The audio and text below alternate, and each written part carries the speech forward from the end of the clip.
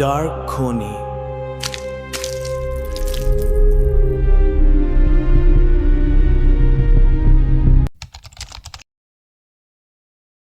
नमस्कार दोस्तों, आपका स्वागत है हमारे चैनल डार्क खूनी पर।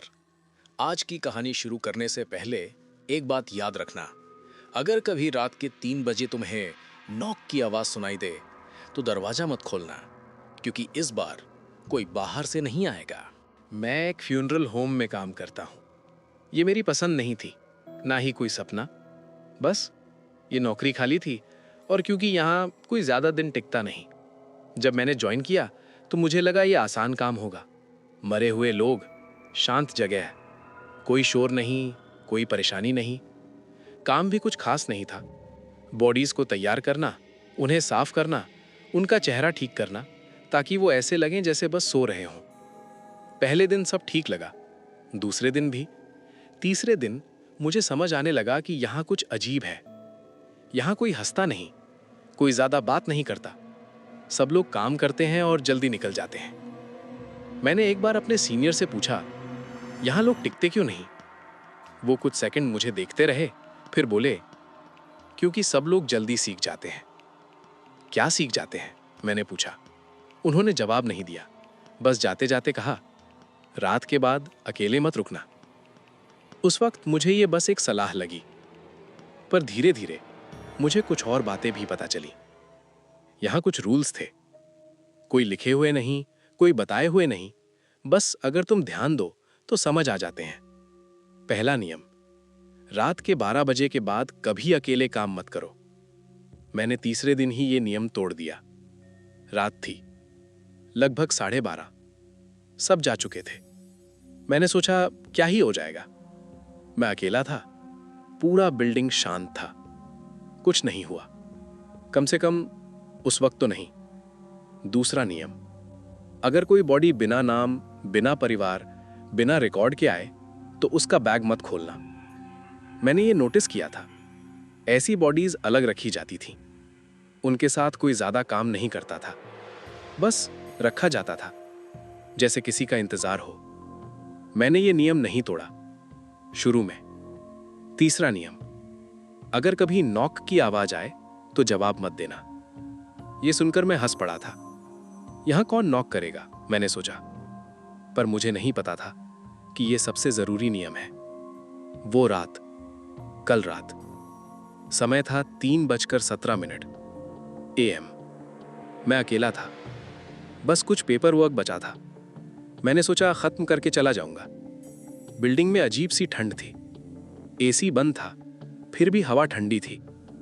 एक हल्की सी गंध थी, दवाइयों और सड़न का मिला जुला एहसास।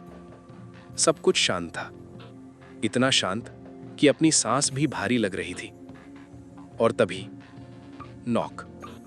मैं रुक गया। पहले लगा शायद बाहर से आवाज़ आई, फिर दोबारा। इस बार साफ था, ये आवाज़ अंदर से आई थी। मैंने धीरे से सिर घुमाया। Cold storage. मेरे गले में कुछ अटक गया।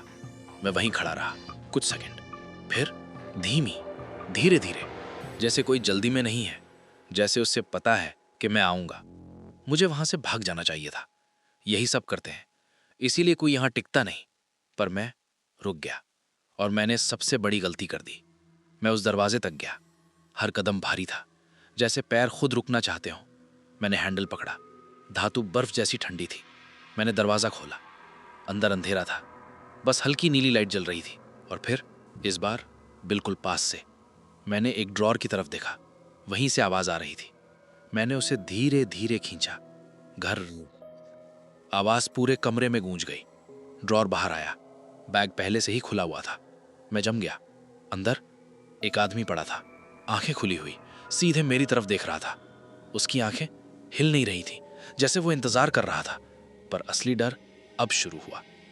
मैंने उसका टैग देखा और मेरे हाथ सुन्न हो गए। उस पर लिखा था मेरा नाम। मेरी सांस रुक गई। मैं पीछे हटना चाहता था, पर मेरा शरीर मान नहीं रहा था।